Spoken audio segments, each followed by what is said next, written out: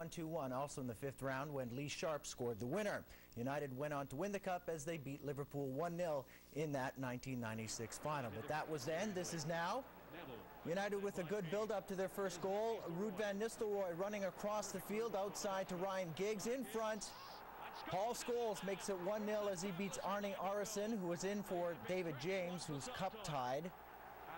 United with the goal in the 34th. Good pass by Van Nistelrooy to Giggs, and the cross too far for the defender, or was it just that Claudio Reyna didn't want to tip it into his own goal?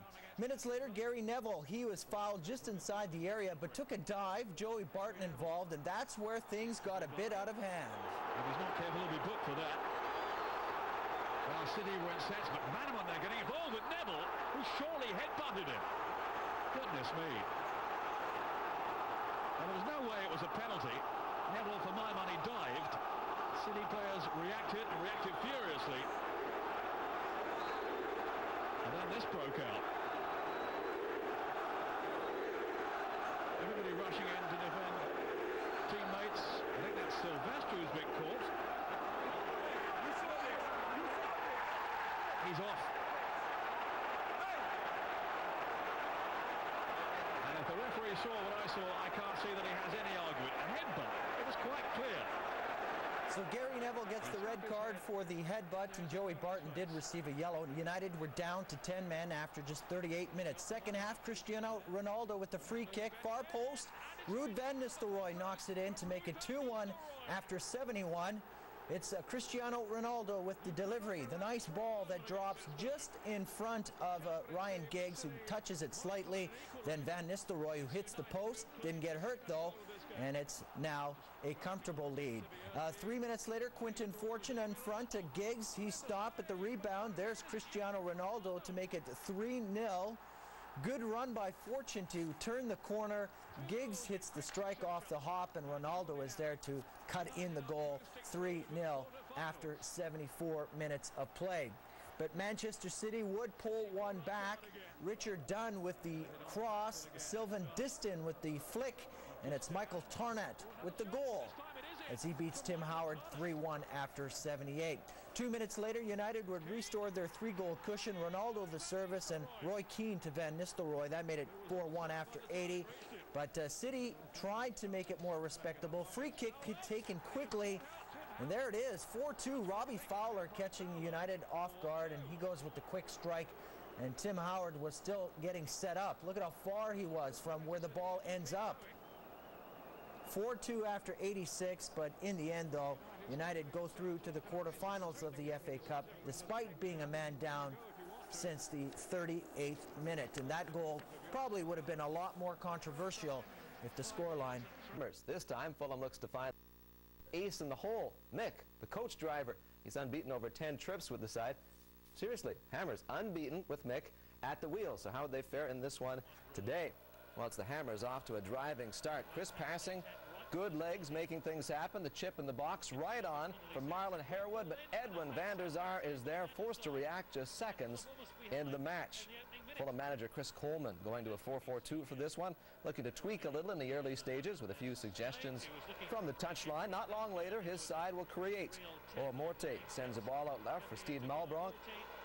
He has a decent shot at it, but Stephen Bywater is there, both keepers on their games in this affair. Oh, believe me, check this out for some goalkeeping. Horlock passes for Carrick.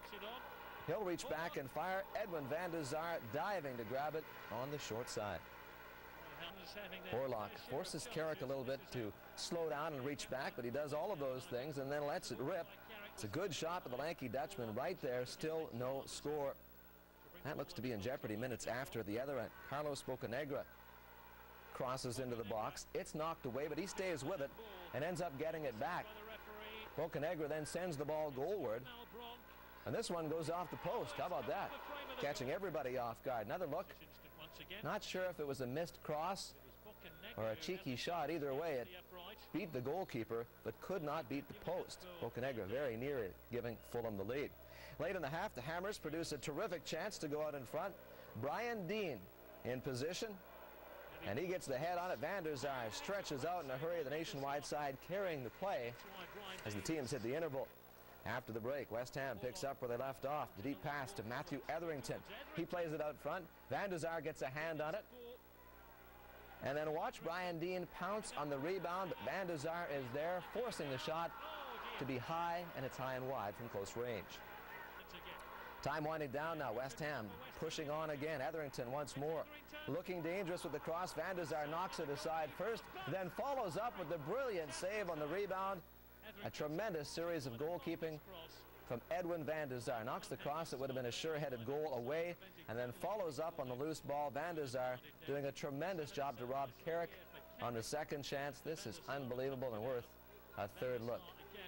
Edwin Van der Sar, the top of his game. To the other end, and a late chance for Fulham to score and move on. Good work to switch the play to the right side. Leads to an opening for Bolts. His left foot drive hits the defender and just goes high of the target. Chris Coleman's side ending up heading to a replay with West Ham. It goes a week from 2. It was on display before the match at the Stadium of Light, honoring the late Bob Stokoe.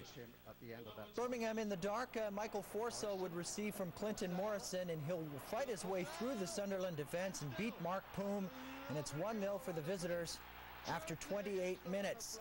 11 minutes later, Sunderland would reply. Kevin Kyle redirects the ball in front from the left side as he beats Mike Taylor, and it's 1-1 after 39. Second half with the scoreline still tied at 1. Jason McAteer would put a ball in from the right side, and Stephen Wright with the tip, and it's over the keeper and off the bar. Sunderland with this chance in the 51st. McAteer with the ball from the left side, and Wright hits it off the volley over Taylor, but it hits the bar.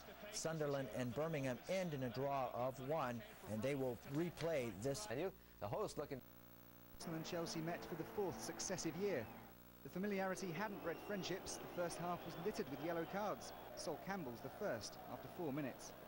Chelsea were looking for their first cup win over Arsenal since 1947, and they were battling to change history. Adrian Mutu's challenge on Ashley Cole earned him a caution, but clearly didn't affect Cole. He forced the save from the returning Carlo Cudicini. The new offside laws under the spotlight almost every week, but Jesper Gronkiar will still be wondering why his header was ruled out.